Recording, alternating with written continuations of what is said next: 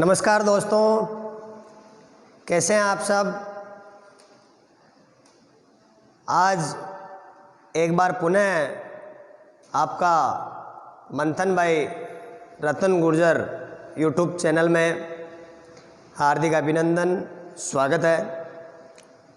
जैसा कि हम कंपटीशन की तैयारी के लिए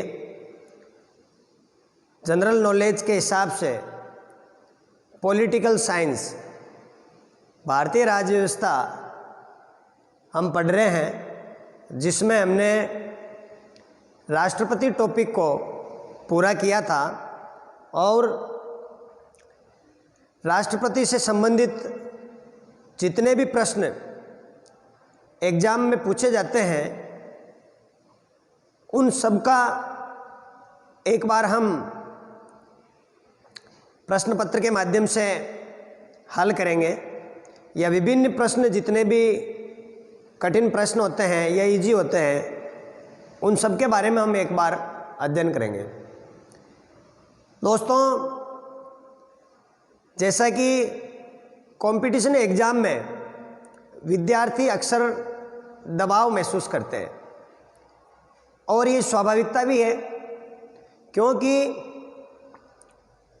जब अभ्यर्थी पहली बार एग्ज़ाम देता है तो उसके ऊपर दबाव कम रहता है, या ऐसा कहें जो अभ्यर्थी तैयारी नहीं कर रहा होता है वो बिल्कुल बिना दबाव के देता है, क्योंकि उसके ऊपर कोई दबाव नहीं है। लेकिन बहुत से लोग समझाते भी हैं कि आप बिना दबाव के एग्ज़ाम दो, लेकिन जो अभ्यर्थी एग्ज़ाम देता है वो खुद स्वयं समझ सकता है कि दबाव हटाने की कोशिश कर रहा होता है, लेकिन ये दबाव ऑटोमेटिक आता है।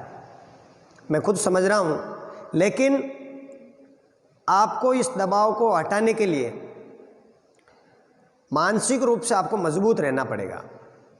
आपको अपने आप को परिपूर्ण समझना पड़ेगा कि इस एग्ज़ाम के लिए मैं पूरी तरह से तैयार हूँ, या इस एग्ज़ाम का जो सिलेबस है वो मैंने पूरे तरीके से इसको कंटेस्ट कर लिया है, सारे कॉन्सेप्ट मेरे क्लियर हैं, कोई सा भी प्रश्न मेरे गलत नहीं होगा।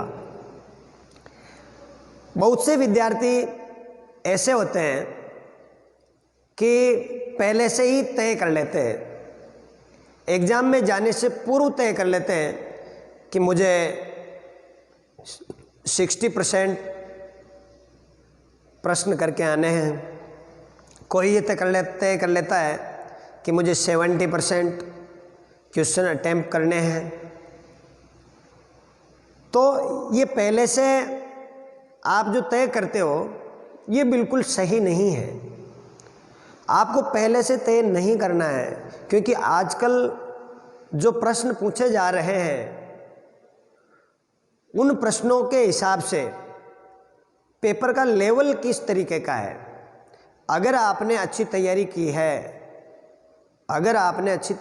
है तो पेपर कितना ही टफ हो, आपको जितने क्वेश्चन आ रहे हैं, जितने आपको सही लग रहे हैं कि ये मेरा आंसर सही है, उसी को आप हल करो, बाकी प्रश्नों को आप छोड़ कर आ जाओ। जैसा कि अभी स्कूल लेक्चरर भर्ती पॉलिटिकल साइंस का रिजल्ट आया और मेरिट बहुत कम गई, 206 के आसपास मेरिट गई, और पिछली स्कूल व्याख्याता पॉलिटिकल साइंस की कट ऑफ 344 गई थी। तो ये ज़रूरी नहीं है कि पिछले एग्ज़ाम में कट ऑफ इतनी गई थी तो आने वाले एग्ज़ाम में इससे ज़्यादा जाएगी, तो ये फिक्स नहीं है। पेपर का लेवल कैसा आता है, क्योंकि अगर आपने अच्छी तैयारी की है, अगर आपने इजी क्वेश्चनों को हल किया है, इजी क्वेश्चन आपके गलत नहीं होने चाहिए। जो कठिन प्रश्न है, अगर 4-5 प्रश्न ऐसे कठिन आते हैं उनको अगर आपने हल कर लिया या उनका आंसर अगर आपके सही है तो आप कट ऑफ से काफ़ी ऊपर चले जाएंगे। लेकिन अगर आपने कठिन प्रश्नों को भी गलत कर दिया और इजी प्रश्नों को भी आपने जल्दबाजी में गलत कर दिया तो आप कट ऑफ से नीचे आ जाएंगे, आप सिलेक्शन से वंचित रह सकते हैं। आपको संयमित और धैर्य दोनों का ध्यान रखना है। नियमित अंतराल से आपको अध्ययन करना है। प्रैक्टिस सेट से आपको क्वेश्चन हल करने हैं। अगर आपने पूरा चैप्टर पढ़ लिया है फिर आपको प्रैक्टिस सेट मंगवाने चाहिए। जितने भी क्वेश्चन बन सकते हैं उन सबको अगर आप सोल्व करोगे तो आपके दिमाग में बहुत सी चीज़ें आएगी कि इसका आंसर तो मेरे अगर यहाँ नहीं पढ़ता तो गलत हो जाता। क्योंकि आरपीएससी जो पेपर बनाती है बिल्कुल सिलेबस के अकॉर्डिंग बनाती है। सभी जो एक पेपर आते हैं वैसे पाठ्यक्रम के अनुसार ही आते हैं। अधीनस्थ सेवा चयन बोर्ड के जो पेपर आते हैं, मैंने देखे हैं कई पेपर, लेकिन उनका लेवल काफ़ी ऊंचा होता है। तो कांस्टेबल, पटवारी, ग्राम सेवक, इन या महिला सुपरवाइज़र, ये जो पेपर आए हैं इनका लेवल काफ़ी ऊंचा था। इसलिए आपको गहन अध्ययन की ज़रूरत है, डीपली अध्ययन की ज़रूरत है। अगर आपने गहन अध्ययन किया तो आपके प्रश्न गलत होने का सवाल ही नहीं है। कॉन्सेप्ट आपके क्लियर होने चाहिए। कुछ तथ्य होते हैं वो आपको रटने भी होते हैं। ऐसा नहीं है कि आप बिना रटे सारी चीज़ें आपके दिमाग में, कोई तिथि है तो उसको पक्का याद करना पड़ेगा,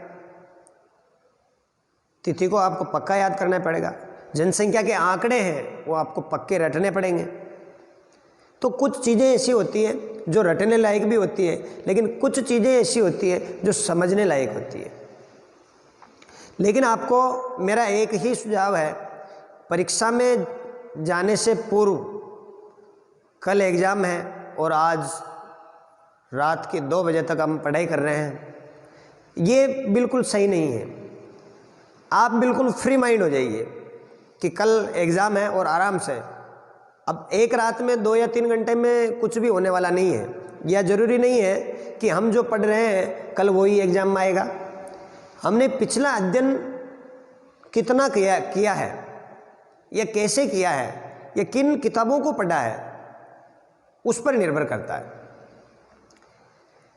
बहुत सी गाइडें हैं और गाइड में से क्वेश्चन भी ऐसा नहीं है कि बाहर आ जाए, लेकिन ऐसा भी नहीं है कि वो गाइड पूरी आपको याद हो जाए। बहुत से लोग कंफ्यूज हो जाते हैं कि मुझे कौन सी चीज़ छोड़नी है, कौन सी याद रखनी है।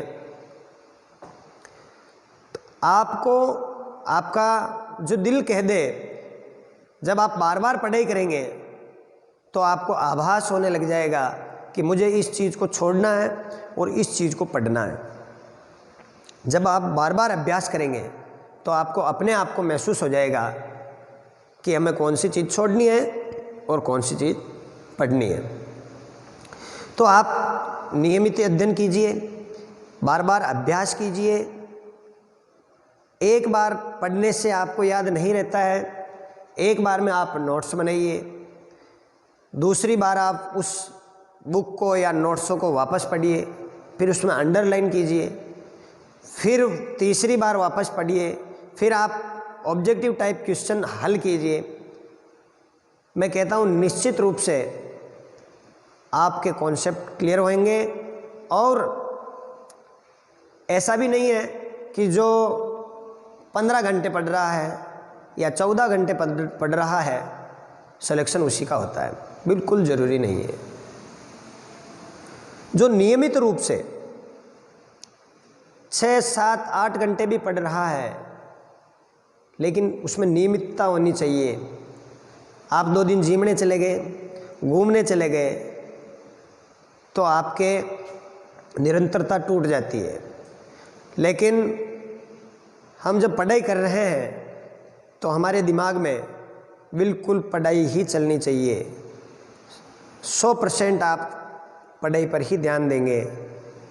सचिन तेंदुलकर को जब पूछा गया कि आप खेल पर कितना ध्यान देते हैं, तो उन्होंने कहा था कि मैं पढ़ाई पर बिल्कुल ध्यान नहीं देता हूँ, मैं 100% खेल पर ही ध्यान देता हूँ। इसीलिए वो आज भारत रत्न से सुशोभित हुए हैं।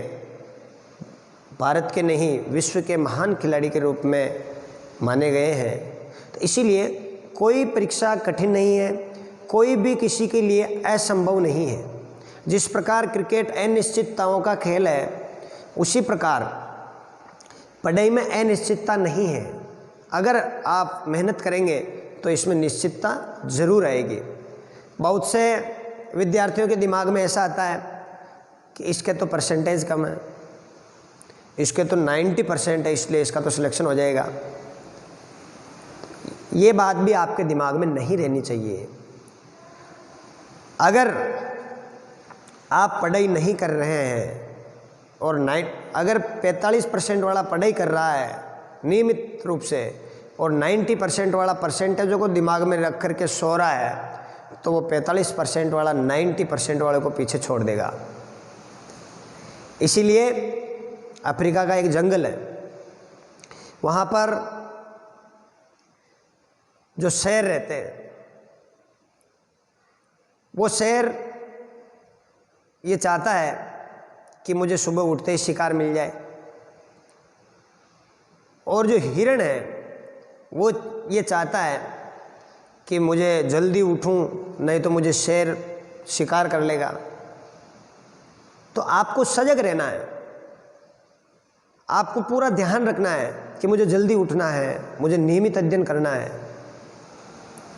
तो बहुत सी बातें हैं, तो आपको नियमित रूप से अध्ययन करना है और